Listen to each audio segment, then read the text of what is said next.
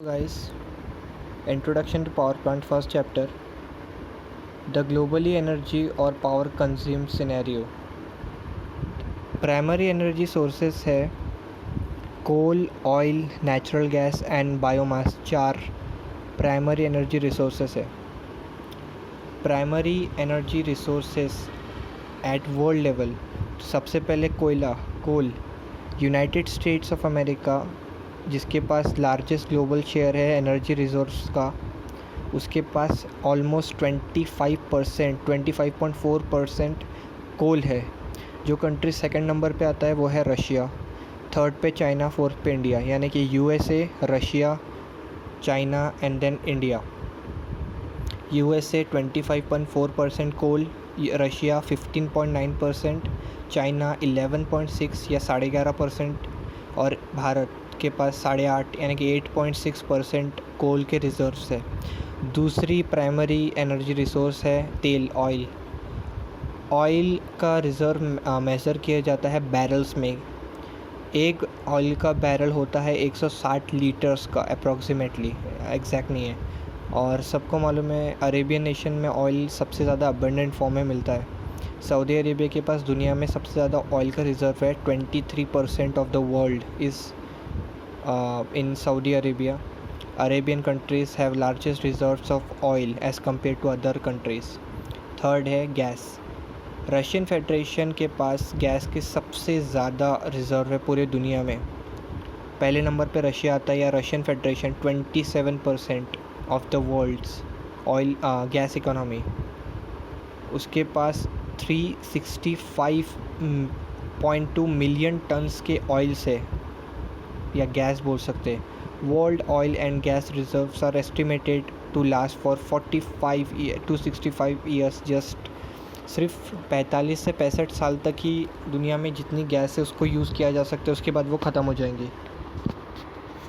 Now importance of power plants. अभी हमने देखा है कि वर्ल्ड में जो प्राइमरी एनर्जी रिसोर्सेस है कोल, ऑयल एंड गैस, ये ज़्यादा टाइम तक नहीं है, ये कुछ टाइम में ख़त्म हो जाएंगी. इसलिए हमको पावर क्रिएट करना आना चाहिए. पावर क्रिएट किया जाता है पावर प्लांट्स की मदद से. इलेक्ट्रिसिटी इस टाइम में सबसे ज़्यादा इंक्रीजिंग डिमांड की चीज़ है इस टाइम के वर्ल्ड में, क्योंकि इलेक्ट्रिक पावर यहाँ पे लिखा है. Electric power is considered as heart of any industry. किसी भी इंडस्ट्री हो या कोई भी छोटे से छोटा अप्लायंस हो, इलेक्ट्रिसिटी के बगैर वो कुछ काम का नहीं है.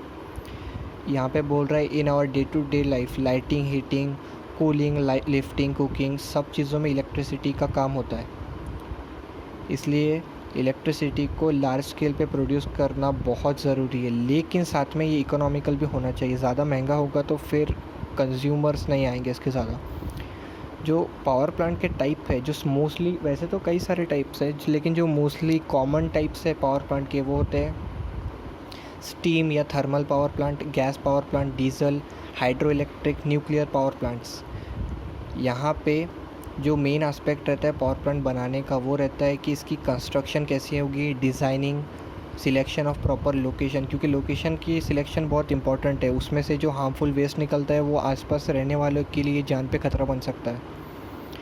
अप्रोप्रिएट इक्विपमेंट, उसके बाद लेबर्स का भी अलग से ट्रेनिंग का कॉस्ट होता है. इस और मैक्सिमम आउटपुट कैसा अचीव करना चाहिए उससे, क्योंकि आउटपुट चाहिए तो ही पावर प्लांट काम का है, वरना पावर प्लांट किसी काम का नहीं.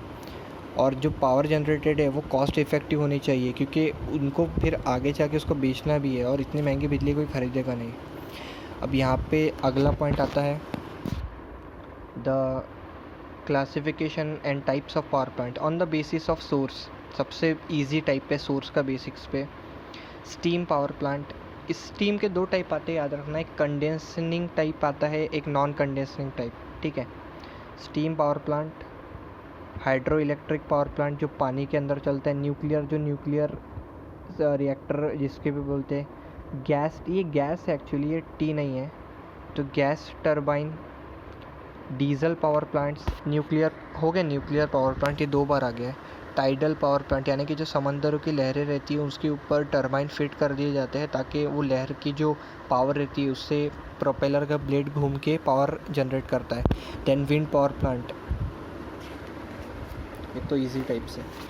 देन क्लासिफिकेशन का point number 2, on the basis of conventional and non conventional sources. Conventional का point thermal power plant, hydro और न्यूक्लियर।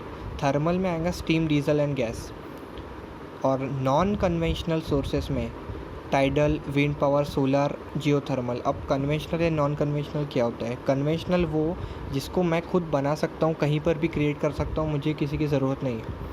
नॉन कन्वेंशनल यानी कि जो चीज़ इंसान के मैन मेड नहीं रहती, जैसे कि टाइड्स को इंसान कंट्रोल नहीं कर सकता। विंड पावर प्लांट यानी कि हवा को भी कंट्रोल नहीं कर सकता।